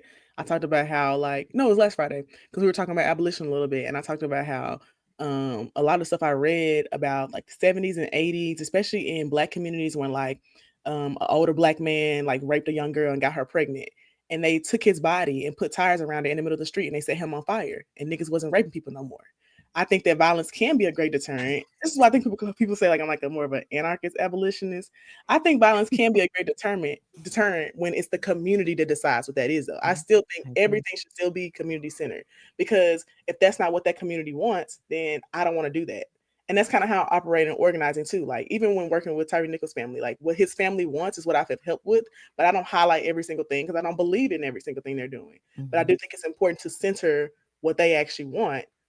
And you should center that with victims too. Like if I was a victim of something and someone asked me what I want to happen, it probably would be a little violent. And I'm okay with that. But then also in long term, you do have to use some kind of TJ practice to heal the harm that was caused. And part of that beginning of that TJ practice can be them getting the shit beat out of them. Sorry, little baby. I totally believe that sometimes that's what people want, because my resolve for the officers that beat Tyre Nichols to death is for them to have them experience the same exact thing. They should be beat the same exact way, endure the same long hours of harm. All right, good take, everyone. No, don't go yet. Don't go. This is good. This is good conversation. Don't go. Oh, I thought we was about to talk about Touré. But go ahead. Oh, I don't. Well, she got sent. She sent. She did it already. Okay. Oh, but what? So no, because I want to further interrogate the idea about community, because it sounds like. And I don't want to. Yeah, I don't want to interrupt you, but I think that's going back to the point of when you were saying like we don't have the bandwidth as organizations to deal with certain things. Like if you have an organization and a movement going, the fact that you got to stop and deal with somebody takes away from the movement. So if you have, like, as we say, we have everything we need in our community. We have elders as our judicial system. Throw some youngsters in there too. Elders as our judicial system. We have our athletes as our police. So that way we don't have to go outside of the community and deal with. I mean, we always talking about we need to do for us. If we were to have our own society, then we need to look at how we can do stuff without outside help. That's all. This is how I know you didn't watch last Friday episode, because we kind of talked about that. I really didn't. And I'm so surprised because you've been watching on Fridays because you need my genius. In your I love that's what it is. I love the confidence you have in the elders, Ear Doctor. Like we must be interacting with different elders, my guy. I mean, I think you're talking about elders who have some wisdom. Yeah, like not just any, not just any because they old. But it's the same thing you guys are suggesting. If you're saying just this is what I wanted to say about sort of a report to the community thing is, I mean, we have so-called community justice in different places, and you have folks that they steal from the market. Community justice was to cut off their hand, right? So community justice to me is not always it doesn't present necessarily a standard, right? So I can't have justice. One of the things why I am somebody who's not an anarchist or whatever, and probably err towards a structure, because you can't have justice that's different to me in one community as opposed to another community, just based on what people say. And you have to even define like where does the community begin and where does it end? Particularly if you're talking about geographical space, and who gets to make these decisions. And so community can be, I'm taking a rock and I'm smashing people for their supposed crimes. But in some other community, it could be if you pay this money, then that crime is forgiven. You know what I mean? So I think saying community and or saying that without acknowledging that there would have to be overarching standards, laws, procedures, because again, when the idea of due process, I don't think it is a bad conversation at all, because accusations alone should not mean that someone points a finger and says you did ABC, and so therefore someone gets to step in and say, and then the consequences are this, right? Without any sort of real proof being given or any way in which we orderly try to decide what's a good process. So for me, community standards sound It sounds like a way of dealing with it, but I think there's a lot of ways in which, unless a concept like that is worked out, it becomes rhetoric for what I'm going to call street justice or someone's interpretation of justice, which I think can be just as harmful as the actual acts, because then it sets up a situation where, without necessarily with enough proof, it is accusations alone, which can literally get you killed or have you injured in some way that may be disproportionate to whatever act you may be accused of. If I steal from a store or whatever like that, and the response is fingers get cut off, I'm just using it as an example, of course, or whatever, then I may think that is disproportionate. But the community may be like, nah, nigga, you shouldn't be stealing, so. Yeah. I have one last comment. I just want to say shout out to Robin, because they know the exact thing I'm talking about, the process I was talking about with the nation. And I did my TJ training like almost 4 years ago. So I can't remember the exact nation, because somebody asked that too. Can't remember the exact one. I'm sorry. But I do think we were reading the same thing. So I'm glad that other people are reading about transformative justice, because it is important. And there's lots of places who've been practicing it, like Spirit House in Durham, North Carolina, since I was born. They like started in 1994. So they've been doing it for 30 years. So it's definitely doable. I think people just have to do the work of actually learning the process. And it does take time. And I think the biggest issue is that people don't want to take out the time to do real political education. They don't want to take out the time to do real TJ training, because that shit took it's a 3-year process. It was like 2 years and then 1 year of practicing. And I didn't want to do it at first. After the first year, I was tired. But then I went through it, and it was definitely worth it. All right. I'll let y'all get to it. Word up. You're so funny. Hey, remixers, thank you all for joining us per usual. Hope to see you all in Indianapolis this coming weekend for. Oh, you are gonna be there, girl. Who gonna be there? You. Kim Brown. Apparently, that's the rumor. That's the word on the street. I will come there. You gonna be there, Amber? I will be there. Lovely. I love the chance to meet you in person. Though you must know in advance, I hate on tall women. I cannot stand y'all tall, pretty bitches. Y'all get on my fucking nerves. I'm so glad you know my tall, pretty bitch. I know that's right. I can't stand. I can't stand y'all tall, pretty bitches. Y'all get on my nerves. I said, look at all this height and beauty. Ugh. It happens. Get on my damn nerves. So anyway, I'm only getting finer. This is wild. I love that. Oh my gosh. Talk your shit, young lady. I love it. Talk more of it. Talk it louder. Talk it. I'm a fan. So we got Amber joining us, Kamal Franklin, Kamal Jr. making some appearances from time to time. And he's taking it all in. Language and all. Oh, well, listen, he's a boy. I'm gonna he's tell a boy him for not to say now. this word. He's a boy I for know now. what all of this means. I know that's right. Of course he does. He's You're YN. He's a First of all, gentlemen, Kamal and Ear Doctor, y'all know how y'all was talking when y'all was Khalib's age, so I don't miss me with all the that part. Not I. Your daddy was bad. Don't listen to him. I was a proper church kid. I don't know what y'all Oh talking my Me god, too. the worst ones. Me too. Didn't you have a sandwich shop that was a drug fight? Not when he Me? was Khalib's age, I don't think. But that came a few years later. Oh, okay. Okay. So I sent, Maybe I it's sent a not couple YN. stories. I think I don't that know we what- actually should let him respond to the questions, because I think the political education is working, Kamal, and he got it. It's all up here. I said, I know that's right. All right, as Kamal pulls up the next story. Hey, doctor, don't You're you just gotta use the bathroom or overproducing. something? Don't you want to go make yourself breakfast? You're hovering. It's hover. It's giving hover. It's giving helicopter producer. What's going So on? do you want to do the Treyer story, Amber? I'm looking for will yours, talk Kim. I don't about see it. it in the chat. Of course, I didn't put It's it in in the there. chat. Silly. I Oh. sent it in an email. Okay, I'll look for it. Do you want to introduce it, Kim, and I'll bring it up? I mean, Amber, yours, and I'll bring up the other stories. Oh yeah, some people in the chat were asking, could we talk about the Traore Russian interview? And I want to talk about it too, because one, I see all the cool things that he's doing, but I also think that it's important to like watch the interviews and hear the things that he's talking about, because I feel like the social media posts are like very sensationalized and don't fully explain some of the things that's happening. Mm. And so I was like, well, make sure I'm watching the actual interviews and reading things that he's actually saying, versus like just going off these posts, but I do like the Africa Stream posts. Those are really informative because I think that they also get to the center of what he's saying versus like just using big block bold letters. Like, look at these things that they're doing. I hate when people do that because I don't actually understand the context of what's happening. So that's why I want to talk about this interview, and other people were talking about it in the chat too. Whoa. Let's run it back. So wait, Ibrahim, Captain Traore was interviewed by Russian television or Russian media? I think by Sputnik, it looks like. Yeah. Oh, Sputnik. Okay. It was in Russia, but like not by Russian people, like not by the government or anything. Cool. Okay. You want me to start? Yeah. Mhm. Okay. Yeah, just show a little bit of it. And given up.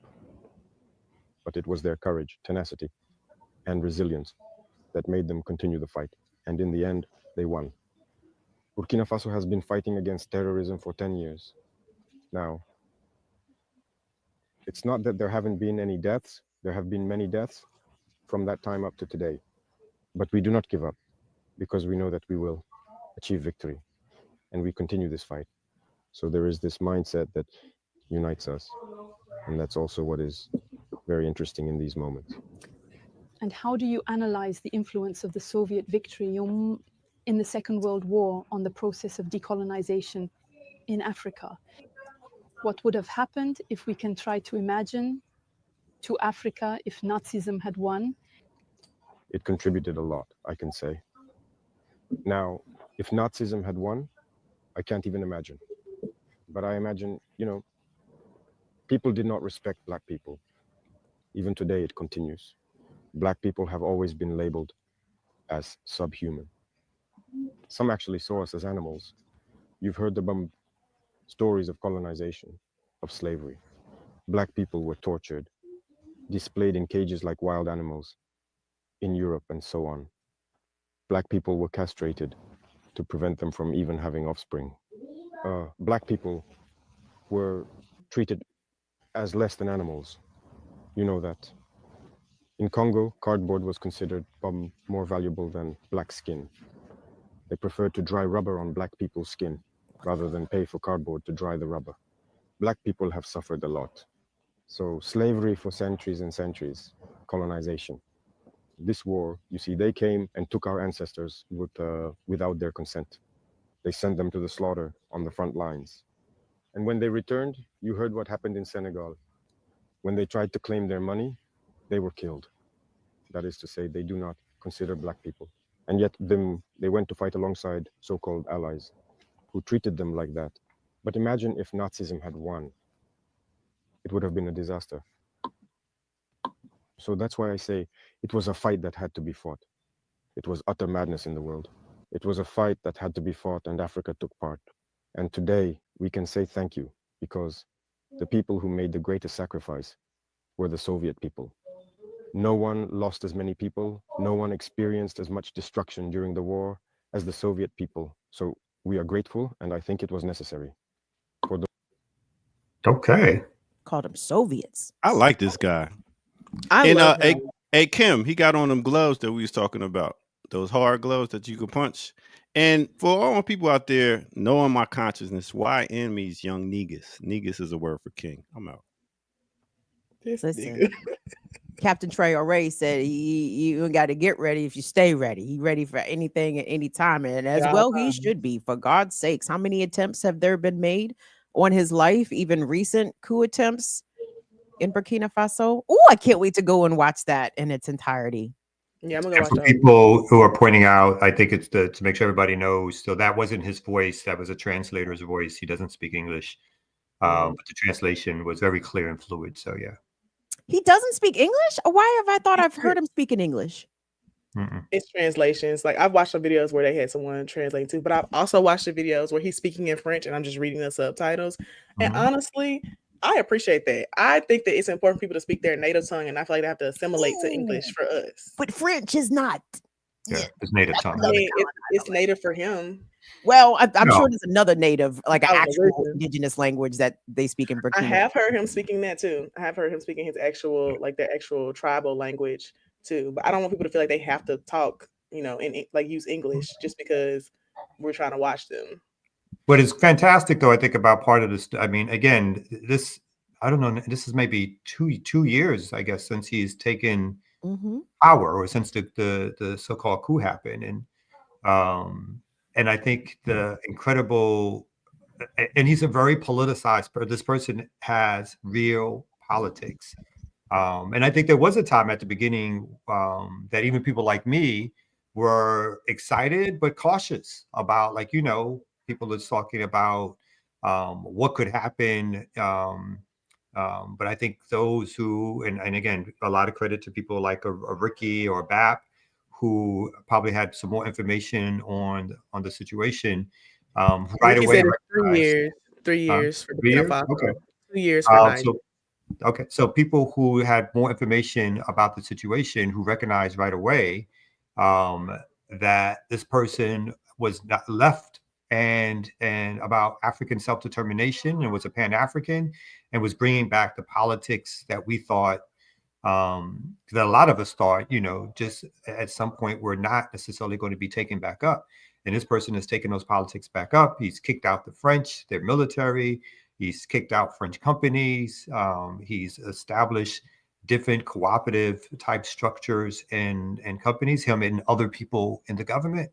And I think his fight is something that needs to be protected, supported, as well with the other African nations in the Sahel, who've also jointly started a consortium of nations that are working together, all about African self-determination, fighting back against Western interests, leaving Western-started organizations, groups that don't serve the purpose of making sure that Africa is in charge of its resources. So I think there's a lot of richness that has come out of the last 2 to 3 years, and it needs to be protected and worked on. And this is not the language of somebody who is fighting for personal riches. This is not the language and or actions of somebody who is in the pocket of the West. The more that this movement grows, and that the more that we know about him and the movement that's happening, the more danger, as Kim pointed out, their life will be in. The more danger that their revolutionary activities will be, there will be an attempt to squash it. So it is imperative upon all of us to do what we can, obviously from a distance, to lift up the work that the government and that he's doing. So I just want to put that out there. Yeah, I really love what he's doing. I also think it's important, like the language that he uses, like when he talks about Black people in the Congo and Black people in Africa, because so many people who are Black don't see themselves as African. And so I also think that language is important too, like how he makes sure to say, these are Black people that this is happening to in Burkina Faso. And I love all the stuff that he's doing. And it really reminds me of Amilcar Cabral, because I also feel like it's different to read about like revolutionary stuff they've done, but it's like a totally different experience to see it happening in real time, which I think is really important, because people need to know that, like, not only can I read this in a book, but this is also very much possible, and we're watching it happen. And I get the cautious, like I was cautious too about like them killing him, because I know that they tried to kill Amilcar Cabral multiple times before he actually got assassinated. But I also think that, like, we just gotta let him, gotta see it through, my boy. Gotta see what happened. Yeah, the Sahel states, I think, represent over 70 million Africans collectively between Burkina Faso, Mali, and Niger. There was an overthrow of the government. Do I have this right, my folks that follow West Africa? In Cote d'Ivoire, in the Ivory Coast, allegedly by some young military folks that may or may not have had some dealings with or some trainings by some of the Burkina forces as well. So it seems as though this concept and this state is spreading, like it's becoming a bigger state. Didn't they also eliminate visa travel in between these nations? And I think it's, the Ghanaian people are trying to push their president to get with the Sahel state program and see if they can make it pop. Like, and it's popping though. Someone talked about, I saw a video that was talking about how in Ghana they're like pushing back too, and now the U.S. has changed their status on the visa site to say that it was dangerous there. But I pushed back against it, because I was like, I think they already had been saying that. They've been saying it for a while, because when I went to Ghana last year, they were saying that, like, it was like a level 2, level 3 situation. And they always said about Africa, they always say it's dangerous there, and it's not. I just full of shit. like the way, I mean, other than Nigeria, because they do have some violence in Nigeria, people still go there though. It's not like you can't go at all. So like I even think those warnings they be putting are just such bullshit. But now they are like, it was like a level 2, now they raised like a level 3 in Ghana because of the gold thing, where like apparently Ghana wasn't allowing outside people to come in and sell or trade gold anymore. And I said that's what you should do. You need to protect your resources, because my reference to Ghana is so random, but I watched Called the Midwife, and it's a show about midwifery and like how reproductive health like formed. And they really can't like go in about how Ghana used to be the Gold Coast and now it's Ghana now, and explaining that process. And they explained it over 10 plus year span of time. And I thought it was so interesting that this show that's really about midwives actually talked a lot about Caribbean history and Ghana and like the colonization. And so that's how I learned a lot. Like when I was in college, I learned so much about Ghana from that. And then I started doing my own research. But I also think it's random how they'll sneak like these little history nuggets into shows that you don't think about, and then makes you want to learn more, which is how I learned so much more about Ghana and their resources. I have to laugh at those travel warnings because I'm like, nigga, what does America rate then? You know what I'm saying? Like, but Baltimore, Washington, D.C., like miss me in making me believe that places in the global South are more dangerous than the United States of America. I don't think so. 400 million guns in this country, and I'm supposed to believe Ghana's dangerous? No. I don't think so. That's what I think is also so interesting about the South Africa situation. When you can see, when you don't have a revolutionary in power, how what they do when the West threatens is capitulate, because their interest is so different, right? The interest of the South African hierarchy is to keep capitalism alive and good so that they can benefit individually. They don't care about the masses of their people.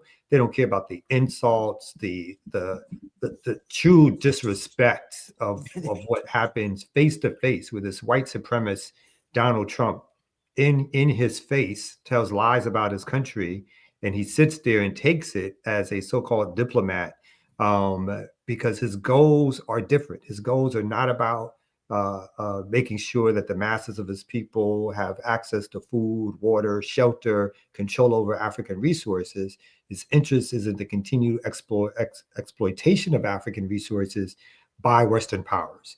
The fact that he would sit there and still offer Elon Musk opportunities to put the internet in there, that he's trying to cut deal after deal after deal, where again, this white nationalist has been clear cut with them about the capitulation, actually telling them that they have to change their laws in their country in order to appease him and appease Western interests. And the huge difference in terms of strategy, tactics, the fight between somebody who's a capitulator, as in the governments in Kenya and South Africa at this particular stage, and a government which is telling the West to get out of our land, to get out of our resources. So I think that the dichotomy of the two is extremely striking right now. Even again, I know there's still remnants within the ANC of radicalness, but those things are suppressed for the overarching goal of keeping capitalism alive and thriving, particularly for the leadership of South Africa, the Black leadership of South Africa, which does not want to give up its perks. And wants to make sure that it can continue getting those perks and those resources, even if it does nothing to change the overall situation for their people. I didn't realize how much South African TikTok I was following, and post President Ramaphosa coming back to South Africa, I've been seeing a lot of clips from Mr. Malenga. Is that the leader of the EFF, the Economic Freedom Fighters? When I tell you, if indeed his name is Mr. Malenga, I think it is, but I don't remember his first name. But the leader of the EFF has been roasting. When I tell you, he's been roasting the president. It has been the most amazing clips, because obviously Trump and the lead, I think it's Mr. Malenga, but he's making the point, that EFF are not a small party because of how much Donald Trump raised the issue of them being a problem in front of the South African president and the White House. He said, the EFF leader said, and Trump rolled that R, baby. I can't roll R's like South Africans. That is some R rolling people. But he said, and Trump recognized that we have 100,000 in the stadium, not an empty seat. And Trump asked the president, how come this man is not arrested? And you cannot arrest and blah, blah. I mean, my God, he has been putting out some amazing sound bites. So I just wanted to shout that out since you were talking about South Africa. I'm like, no, the opposition party, at least I think they're opposition. They are. In South Africa, has been roasting Cyril and his whole appearance in the White House. It's been glorious. And remember, Malema, I believe, comes out of the ANC Youth League. He was close to Winnie Mandela.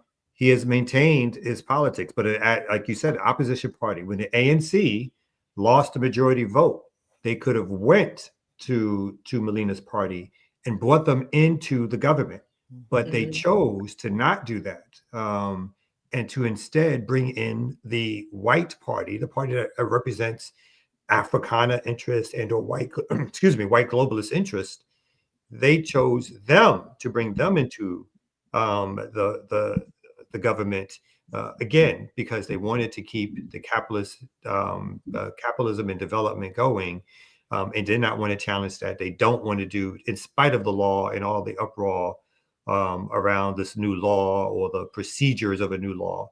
There's been no real mass redistribution of land, obviously since the end of apartheid, but not under this government or any South African government, because the deal that they cut was to keep the economic situation, the owners of the economy the same, the Europeans, the so-called white South Africans. In exchange, Black folks would have quote unquote political power, but that political power would only serve those who wanted to get rich and not serve the masses of African people in South Africa. Come on, you need to drink some water. Them white ancestors choking up your vocal cords. That would be your commentary. I appreciate it. I do want to highlight something in the chat too, because we had our political education yesterday about South Africa and apartheid, and somebody in the chat said also rich South Asians too, and they talked about that in our political education thing about how in South Africa during apartheid, the South Asians there were rich South Asians and were going along with what the Africans is how you say it, Kamal?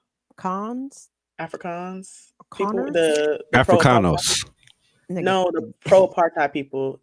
See, you wasn't at the political education. You don't know what I'm talking about. The Dutch, the board, the Afrikaners. CAANS. Afrikaners. Them. Triple K. Yeah. Them people. And again, the Europeans are vast. There's like the Afrikaners who come directly from the Dutch. There's also the Europeans from England who also settled there. But they're all whites who are not Africans, who should not be making any decision whatsoever for African resources. And I do, I'm one of those people, like, Malcolm's old phrase that just because a cat has kittens in the oven, it don't make them biscuits, right? So it's hard pressed for me to look at any of those people as Africans. And when they talk about being Africans, the only thing that runs through my mind, and this is similar to the so-called the Zionists who call themselves native to the land and population of Palestine. It's like, you have a homeland. That's the homeland that you need to go back to and get your land and leave other people's land alone. And I don't care how long you've been there at this particular stage. Your numbers are not such that you should be dominating and taking over people's property and land. It's a product of colonialism. Go back home, When the lady was talking about it yesterday in our political education, I was like, this sounds exactly like what Israel says. Like, literally, I said, all white people are just delusional, baby. They just delusional as hell. Because the same shit she was saying about the apartheid people, the same exact rhetoric, they were saying that. And I was like, y'all are just, I don't know, the Delulu is strong with them. Because they all using the same talking points. Kamal, can you highlight Sadiq's comment? It was like 1 minute ago at 8:45. Because we also talked about that a little bit. And I know some people in Kenya who have said that, like, South Asians are bankrolling a lot of like the anti-protest movement there, and that they are more well off in Kenya. And they talked about that in our PE about how working class South Asians, were recognized as basically white people, and how, that model minority group really be fucking us. I mean, really be doing us dirty. They be doing us dirty. What did the comment say? It said there are working class South Asians, but there is rich South Asians who now bankroll the ANC. In places like Kenya, South Asians are overall are more well off. And I actually know some Kenyans because of my side quest of like social media for music groups and stuff. This music like group that I help manage their social media for has multiple Kenyan artists, and they go back to Kenya all the time. Like one of the people, he was like stuck there because of the protests last year, was stuck there for like 2 months and was talking about what was happening there and like educating us so we knew what was actually happening on the ground. But also the guy who helped start the music group, his name is Malcolm. He's from South Africa. He's a white South African and like grew up in that whole apartheid age and was like fighting back against the apartheid, went to jail multiple times. So he tells me like all these firsthand stories all the time, and about how he ended up in the United States, which was that he had to leave because they was basically gonna kill him for pushing back against apartheid. So he literally had to like escape. And then he moved to the US for a while, and he goes back occasionally, but not as much because they hate him. Oh, well, he can claim refugee status now as a white South African, or he'd be all right. They could set him up in Idaho. He'd be good. But that's also like, part of the history of colonization in Africa is the buffer class, like the buffer merchant class, which was allowed and or supported in making their way to different countries or in Africa to be merchants, right? To set up sort of like this in-between merchant class, which again deflects from in some ways the rulers of the larger system, but also talks about the class interests of those who go over who are not down with the plight or helping with the plight of African people, but are there to make a buck. And if you're there to make a buck, when the situation's changed and these merchant classes get targeted, it's hard for me individually to feel too much sympathy. It's like, then you got to leave, right? So I think it's a dilemma for some places, because there are people who are now, the world, the borders and all that kind of stuff, the world is brought together, right? And it's all about what your role is in being in some of these places, both collectively and individually. But I think that's a part of the colonialist history of Africa in general, is that these buffer classes, mostly either Indians or Southeast Asians, and I think some of that is expanding again. For some folks, this is controversial, but I think there's issues around China in terms of some of the roles in which it plays. Yes, it is a nation state that allows trading to happen outside of a Western-dominated system, but there's also the idea of who gets to be in charge of those resources, where does the land go, who gets to use the land, and so forth and so on. So it is not exclusively a great thing for Africa. There are benefits to it because it moves the dominant empire system. It gives people a chance to get away from the dominant system of empire, which is controlled by America and Europeans. But there are also issues, I think, to be discussed around China's influence in Africa, which I think sometimes can be great, but I think also has its issues. Yeah, I learned so much about from our PE yesterday, and just from like Malcolm, about what was happening in South Africa at the time, like the apartheid movement. But I also learned so much about like protest music and how like that was one of the main ways they communicated with people. And we talked about that a lot. And I got to go back and like listen to all these old songs they made back then. It was really cool. I really love history, so I was really into it.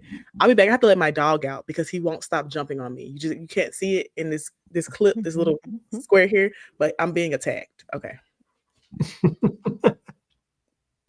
Don't you like her energy? I like Amber. I do. I love Amber. She's great. She all right.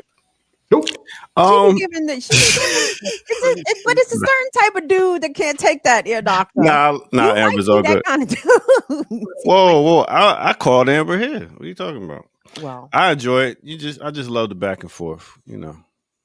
Anyway, so what we got going on? We got about 8 minutes left.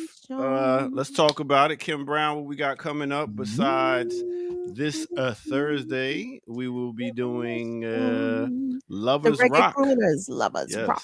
Yes, Reggae Crooners. So make sure y'all come through for that. Ooh. It's gonna be dope. All right, and Kamal K. Franklin, as you said, the show is sold out. Can't make it through. So make sure y'all watch live, right? Yeah.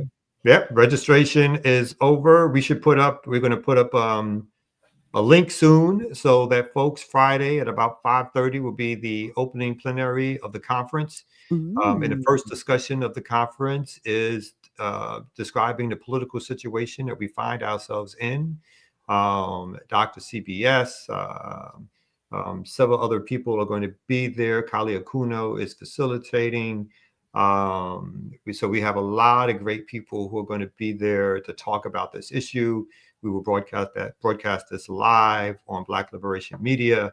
Then our Saturday plenary session in the morning is, now that we've talked about our political situation, what is to be done? Like, what is the work at hand for us as Black folks in fighting back against this political situation? What work must we be doing and engaging in? That will also be broadcast live. And on Sunday, which I consider the most controversial, as always, of these type of discussions, is what is the role of electoral politics in a Black liberation struggle? Is there a role of electoral politics within a Black liberation struggle? We have people who believe in independent parties. We have people who believe in taking advantage of the openings provided through the two-party system and running as a Democrat. We have people who believe in not participating at all and setting up outside institutions, and whether or not those things can bring us some kind of power over policy or control. So I think that's going to be a lively discussion. We want to have workshops in between. Some of those will be, some of those won't be broadcast. And then our final session, which won't be broadcast, but for folks to know, will be which way forward, as in we're going to break down into different areas of work, talk about those areas of work, see if we can make connections to things that's happening all across the country, and do follow-up conversations around what happens post the conference for us to continue working together. So all of that is happening this weekend. It's going to be a very exciting weekend. Come on out if you've registered. If you haven't registered, let's watch it on Black Liberation Media. And you can donate right there while you watch it live for those that can't make the trip, for those who can't register and unable to be there. So there's many ways to continue to support the channel and also this movement of what is being done here. All right. Very excited. Looking forward to it. Yeah, we're gonna hang out live on Friday from the thing, but obviously in between the sessions. But I want to be interviewing attendees. So if you're going to be attending, you're going to be there Friday evening, let's say after 7:00 roundabouts. Come find me, because I can't find you. So you come find me, and I will put you on my program, and we'll talk about what's bringing folks out to the conference and what they hope to gain and what they even hope to teach. Hopefully, me and Kamal was taking heads and spades. So where anybody want to come, y'all know what it is. Amber, you got anything coming up or going down? Event wise, other than the conference, no. Okay. We'll see you Friday on the Remix Morning Show. You will. How is you going to do? Y'all doing the show? Amber, you going to do it from Indianapolis or from the airport? How are you doing the show? Indianapolis. I'm getting there the day before, so I'm doing it from Indianapolis. I'm driving. I'm not flying because it's not that far of a drive. So how long a ride is that from Memphis? Like 6 hours. Oh, that girl. Yeah, you can do that. I'm so lost when it comes to the map. So. Wait a minute. I think Khalid wants to say a little bit about what he's going to be involved in. Okay. What you going to be doing? Boston. You're going to Greece. In Greece. More activities. Okay. You know what I'm saying? That's it, Caleb? Yes. Wait a minute. He don't need you to tell him. Caleb, I'm talking to you right here. He's not responding because you're not pronouncing his name correctly. He doesn't respond to the of his name. Well, why ain't he say it? Because he doesn't respond. He's trained not to respond because he doesn't know you're talking to him. He thinks you're talking to somebody else. Exactly. No, he's supposed to say, "No, my name is Khalid. Get it right." Tell him. Boss up, little man. Tell him what you know. All right. Caleb. There we go. Speak with your chest. But true what?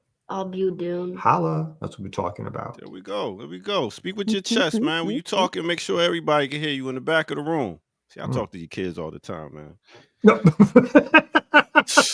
Listen, you gotta talk to them. A lot of y'all out here don't know how to talk to youngsters. You gotta speak their language and man up on them. Yell at them. I will say I can't wait to get my outfits together for the conference. I will be getting outfits together. Yeah, I need to get my little summer. Me too. Me too. Yeah. Matt, We know you're speaking of gonna wear the outfits, same 3 shirts come out. It's okay. I got a white V-neck, a blue V-neck, and a black Mhm. V all ready for it already. well, All you you need know is what like a gray one. Where's the spring oatmeal one, Kamal? Where's the Mhm. the Where's your spring canned food? collection? Well, The tulip. well, Kamal, you could wear one of these remix morning shirts or a Black Liberation Media shirt. I will. Just putting it out there for promotion, you know. I love the people in the chat that said they got to get their outfits out too. I know that's right, Ricky. Mhm. It's a conference. What's the outfit? Are we going to be in the air conditioning? Anytime I go somewhere, it's a You chance for me never to get know. an outfit off. It ain't about Very where true. we're gonna be at, Kim. It's about me being outside. Period. Got you. And I'm going to a day party and some other events. So like after I leave the conference, I got other stuff to do. So Oh, so Damn. you gonna This let a us day know about party? these? There's a These day are things I party. was going to inquire about, though. I'm like, any Indianapolis people, Naptown folks, where to eat, Girl, I got you. where to I will boogie. send you the stuff. I'm gonna send you the day party and some of the other stuff. My friend, so the BLM Indy 10 chapter there, my best friend is in their chapter. So I've been hanging out with them for years. And so she just sent me all this stuff that we're gonna be doing. Oh, that's what's up. Okay. Can From what I- I I got understand, the cannabis situation is meh, meh. So, you know, And that's why I'm driving. right. Amber, can I go? You can come, ear doctor. All right. And for people asking in the chat that it's 6 hours, it's 6 hours because I'm speeding. It's like really 7. You're hilarious. It's 10. It's 10 from where I'm leaving from. So All right. I'm not driving, but yeah. You should. Okay. I'm What's riding. going on with all this sign language back here going The on? babies. We're mewing. Oh, Huh? Mewing. You don't know what to mew? One more time. One more time. Mew. No, don't. that's What is lovely. this, Zoolander? I mean, what are we doing here? Oh, We're y'all Douglas? mewing, B. That's the thing that we young people do. We mew. Lord. We take pictures. She be Well, teaching French. babies such bad habits. Just I didn't teach him. He taught me. What are you talking about? Khalid, where you get that from? Where you see it at? Doom scrolling. Doom scrolling. On TikTok? Yes. How many hours your daddy let you scroll on TikTok? Now, let's Colin? go. It's time to go. 8 o'clock on his that morning. phone. I think everybody's ready to go. Be I out. think they are. Hey, yo, I won't be here tomorrow, so y'all gonna have to get it together. I got a graduation to do. All right, we are out of here. Figure that out. We are out of here. Catch y'all tomorrow morning at 8 a.m. This is the Remix Morning Show. Peace out, my people. When it